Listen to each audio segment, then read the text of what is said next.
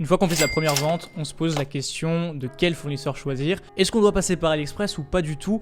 Dans cette vidéo, je vais tout vous révéler. Je vais vous expliquer comment négocier vos prix, comment vous assurer que le produit est de qualité et que les délais de livraison seront respectés tout en ayant un bon suivi de commande. Enfin bref, avoir un service professionnel pour votre logistique. Je vais vous montrer aussi mon process en 3 étapes pour valider n'importe quel fournisseur et vous assurer de toujours avoir le meilleur deal. Et si vous avez une question à tout moment, laissez-moi un commentaire, je répondrai au plus vite sous la vidéo. Si vous êtes nouveau sur la chaîne, je m'appelle Axel Bruderman, bienvenue. Je sors une vidéo chaque semaine où je vous partage mon aventure et mes meilleurs conseils en e-commerce. Et le but, c'est qu'on fasse cette aventure ensemble, que vous puissiez vous lancer et progresser tous les jours dans votre propre business. Donc si vous voulez rejoindre l'aventure et faire partie de la communauté, abonnez-vous maintenant à la chaîne, activez aussi les notifications. Comme ça, vous serez le premier à recevoir les nouvelles vidéos chaque semaine. Donc maintenant que ça c'est dit, j'ai demandé à mon équipe de vous préparer une liste de documents à copier-coller. Vous allez avoir tout un système et une checklist étape par étape pour bien sélectionner votre fournisseur. Ce sera sous la vidéo, donc restez attentifs et maintenant on attaque.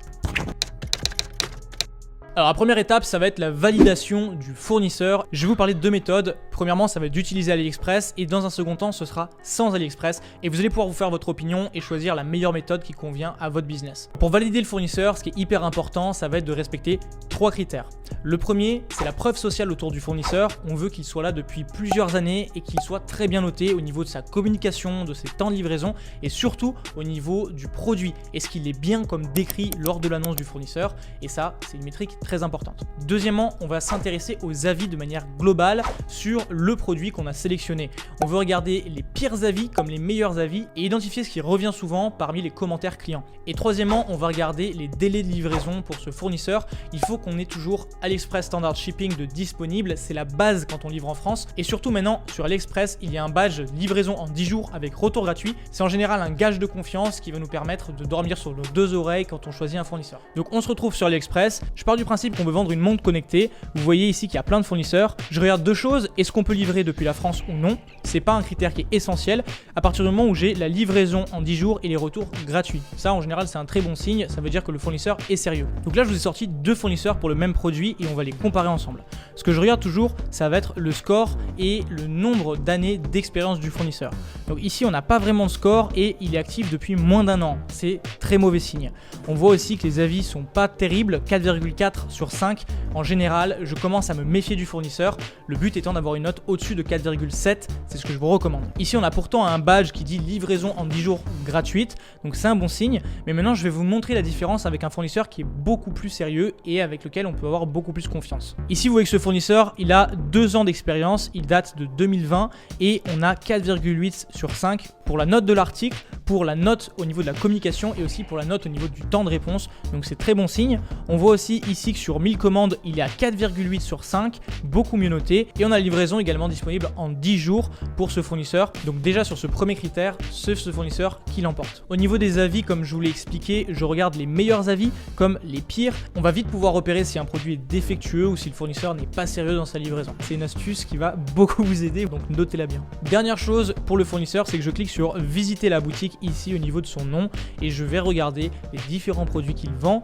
Je veux m'assurer qu'il a déjà géré plusieurs dizaines de milliers de commandes dans l'idéal, sinon plusieurs milliers au travers de différents produits. Et je vois ici par exemple pour ce fournisseur qu'il a plusieurs produits qui ont dépassé les 1000 commandes, donc pour moi c'est bon signe. Donc maintenant que vous avez compris par rapport à AliExpress, je vais vous parler de manière plus générale des gros problèmes avec les livraisons venant de Chine. Donc c'est parti, je vous partage maintenant le top 5 des catégories de produits les plus compliqués à vendre. Première catégorie, ce sont les produits liquides ou les crèmes. C'est simplement que ces produits-là prennent une éternité à être livrés depuis la Chine. Vous allez avoir des clients qui vont attendre plus de 3 semaines pour recevoir leurs produits dans le meilleur des cas, parce que depuis quelques années, les produits liquides envoyés depuis la Chine subissent énormément de régulations et malheureusement on peut pas faire grand chose contre ça. Donc je vous recommande d'éviter les produits liquides pour ne pas avoir de grosses galères avec vos clients au SAV et même pour avoir l'esprit plus tranquille. Deuxième catégorie, ce sont les produits avec des tailles. Alors ça va peut-être faire parler, mais je pense que quand on débute, c'est vraiment mieux de partir sur des produits à taille unique. On laisse moins le choix aux clients et surtout de notre côté, on a moins d'erreurs possibles. Si vous avez un produit qui est plus classique avec une taille petit, grand, moyen, c'est pas grave. L'idée ici, c'est surtout pour le prêt-à-porter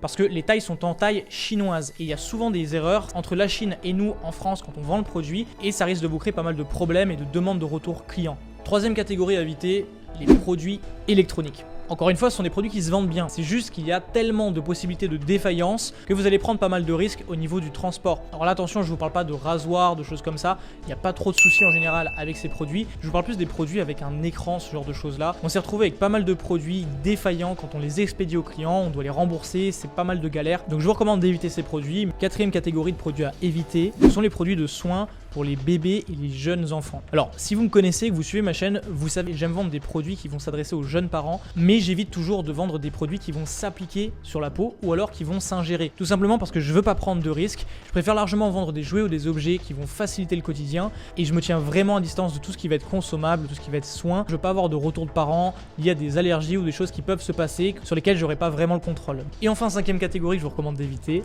ce sont les produits qui sont lourds et imposants. Alors là, vous vous demandez peut-être pourquoi. Tout simplement parce qu'en Chine, il y a deux facteurs au niveau de l'expédition. Ça va être le poids réel du produit et du contenu de l'envoi. Et deux, ça va être le volume de l'envoi. Au plus c'est lourd où il y a du volume et au plus ça va vous coûter cher à l'envoi parce que vous allez vous retrouver dans différentes tranches de livraison et à terme ça vous coûte énormément d'argent.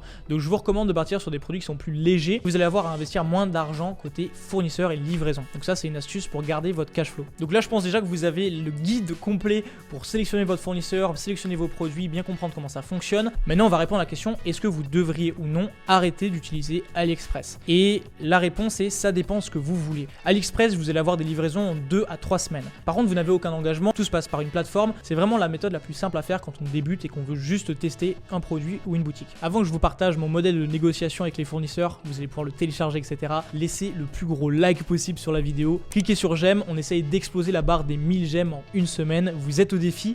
Let's go. La deuxième option que je vous recommande, ça va être de passer par un service de logistique ou un agent. Ça va vous permettre de livrer plus rapidement, d'avoir un point de discussion aussi avec quelqu'un, une personne réelle, et non pas juste d'être là sur une plateforme comme AliExpress. Et troisièmement, vous allez aussi pouvoir personnaliser votre produit. Donc c'est vachement cool. Aujourd'hui, de notre côté, on a un service complet en Chine où on travaille avec les usines en direct. On a toute notre équipe chinoise qui est placée, négocie, transforme nos produits afin qu'ils soient uniques, les stocks dans nos entrepôts, les expédie en temps réel, on livre nos clients en 4 à 8 jours maximum, donc c'est un gros avantage qu'on a sur la concurrence et ça a pris à peu près 5 ans à mettre en place. Donc faire tout ça, c'est pas la solution la plus simple quand on démarre. Par contre, si vous avez déjà une boutique qui tourne et qui fait des ventes, que vous souhaitez customiser votre produit ou livrer plus rapidement, je vous ai mis le lien pour contacter mon équipe en Chine en direct sous la vidéo et vous allez pouvoir obtenir un devis gratuit pour votre produit et votre boutique. Donc, et d'ailleurs, si vous avez une question sur la logistique ou que ce soit, vous pouvez m'écrire sur Instagram à Axel Bruderman. J'ai qu'un compte, vous faites pas avoir, Axel Bruderman, vous pouvez m'écrire directement, je vous réponds le plus vite possible. Et pour finir, on va parler d'une chose qui est hyper importante, c'est la négociation avec vos fournisseurs. Surtout si vous passez par AliExpress, le premier contact il est hyper important. On vous a fait un message à copier-coller à envoyer au fournisseur, ce sera dans la liste des documents à télécharger en description. C'est quelque chose en général que personne ne fait et ça va vous permettre d'éviter de travailler avec un fournisseur qui est pas sérieux, qui vous répond très lentement, etc. Donc si vous souhaitez utiliser AliExpress, je vous recommande vivement de faire ça. Deuxième point qui est important, ça va être de négocier les offres de lot.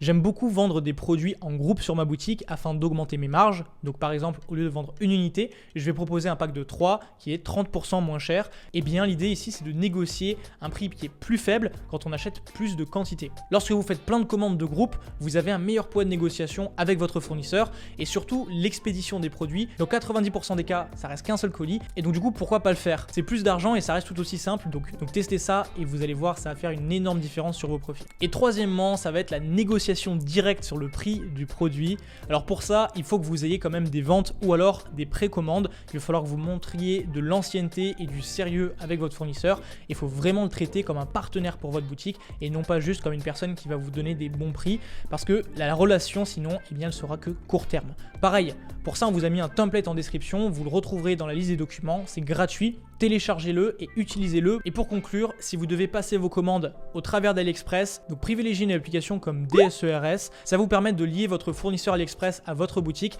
et de passer toutes vos commandes en un clic sans avoir à le faire manuellement.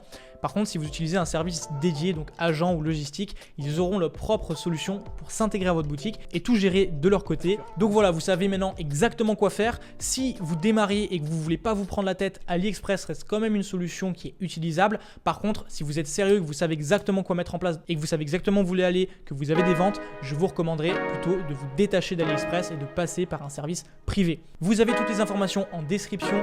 Dites-moi votre avis en commentaire maintenant. Est-ce que vous allez continuer d'utiliser AliExpress efficace pour votre e-commerce ou non. Aussi, n'hésitez pas à partager la vidéo avec un ami qui a des questions ou qui souhaiterait se lancer. Ça peut énormément l'aider et en plus, ça aide la chaîne à se développer. Et pour ma part, je pense qu'on a vraiment fait le tour. Suivez-moi sur Instagram à Axel Bruderman. Je vous partage mes chiffres tous les jours en direct sur mon compte. Et dans tous les cas, on se retrouve la semaine prochaine pour une nouvelle vidéo YouTube.